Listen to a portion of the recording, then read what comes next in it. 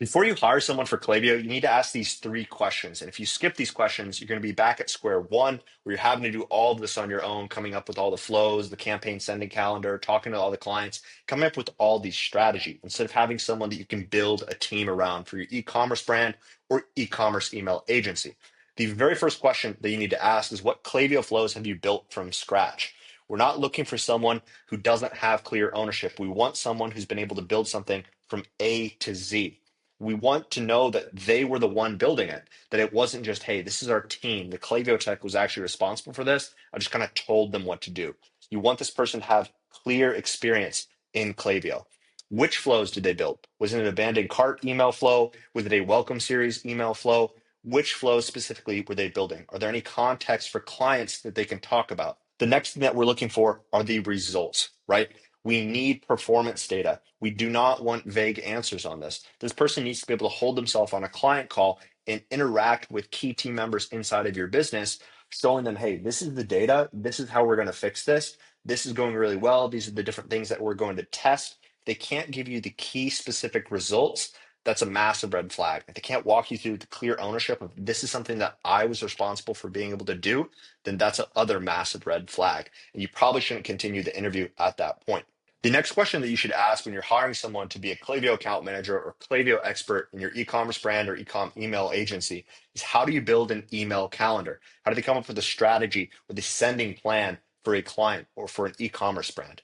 Do they map campaigns to the product drops or promos and the life cycle? Do they look for segmentation, offer strategy, and not just frequency? They're not just looking at, hey, we're going to send 10 emails in a 7-day window. How are they segmenting the audience? How are they looking at the different offer that's being presented to make sure that it's the correct offer and most compelling offer that will drive someone to purchase? Do they understand Shopify, A/B testing, or SMS? A lot of times, what happens is you have these Klaviyo techs who are maybe part timers or freelancers. One of the more basic roles inside of an e commerce brand or an e-com email agency.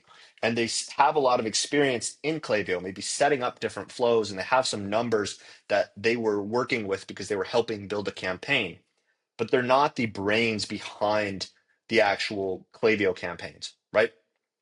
So you need to see, does this person actually do all of this from A to Z? Because you don't want to hire one of these Klaviyo techs and think that they're going to be a great account manager or head of retention. What will happen is this person may be really good with the Klaviyo stuff, but they're not going to be the brains behind the strategy. They're not going to be the person who can drive and talk to clients. So they're going to be a little bit out of their element, where you're going to have to jump back in and teach them a lot of different stuff. Just like the previous question, is we're looking for any red flags, such as the vague answers or no performance data. The third question that you should ask if you're hiring a Klaviyo expert is, what would you do if open rates dropped overnight? You want to give them real life case study scenario type of questions. We don't want to ask them questions that we can already tell on their resume. I'm not going to ask them, hey, have you been working with Klaviyo for 3 years? I can tell that from their resume.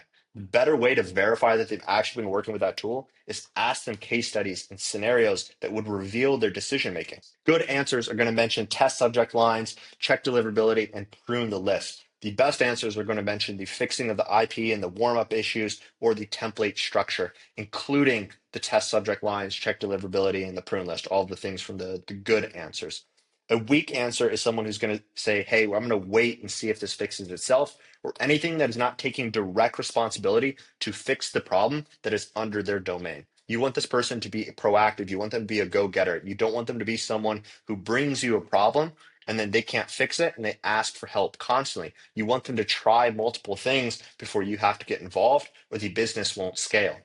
Now, if you're tired of sitting on these different interviews trying to figure out if someone really knows Klaviyo to the level that's required to get results for your e-commerce brand or for your clients for your e-commerce email marketing agency, then head over to Zabota.io and check out our section specifically for e-com brands or e-commerce email agencies.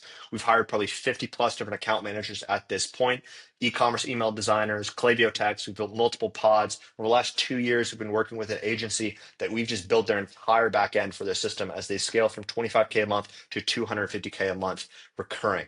So if you want help with finding people who are already vetted, then head over to Zabota.io.